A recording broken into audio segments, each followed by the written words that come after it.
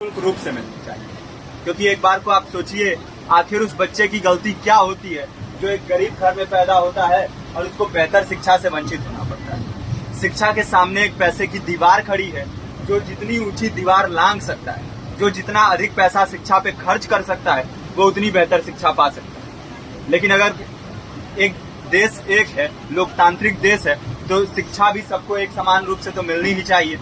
आज परिस्थिति ये है कि एक तरफ तो प्राइवेट स्कूल हैं जो लूट के अड्डे बने हुए हैं, वहां पे आप एडमिशन कराने जाएंगे तो सिर्फ एडमिशन के नाम पे ही आपको 10,000 20,000 रुपए देना होगा। और कमीशन खोरी का ऐसा धंधा है कि कॉपी, किताब, टाई, बेल्ट, ड्रेस, जूता कहाँ से खरीदना है ये आप नहीं तय करेंगे वो प्राइवेट स्कूल वाले। यानी आम लोगों की मेहनत की आखिरी कौड़ी उनके जेब से वसूल लेना चाहते हैं। और दूसरी तरफ सरकारी स्कूलों में न तो पर्याप्त टीचर हैं, न पर्याप्त बिल्डिंगें हैं।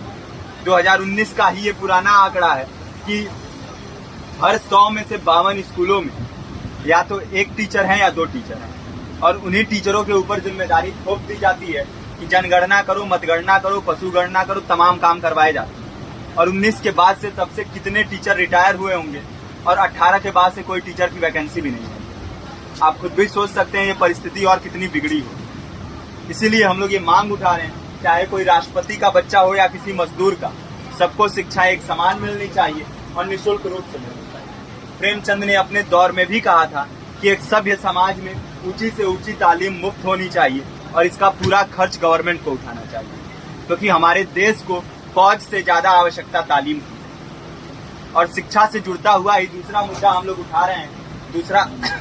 दूसरा मुद्दा है रोजगार का।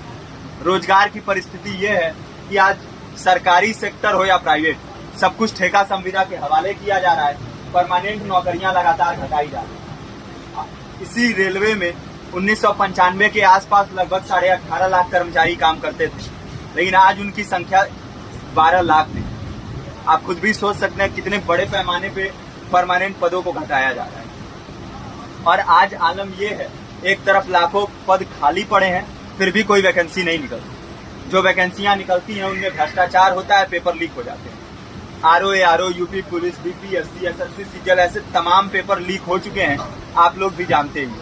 अभी नीट की धांधली में ये पता चला कि एक एक पेपर 30 लाख से 50-50 लाख रुपए में बेचा गया। हम और आप तो ये पैसा नहीं दे सकते। पूरी की पूरी कारस्तानी सरकार, प्रशासन, शिक्षा माफियाओं की होती है। और भुगतता कौन है?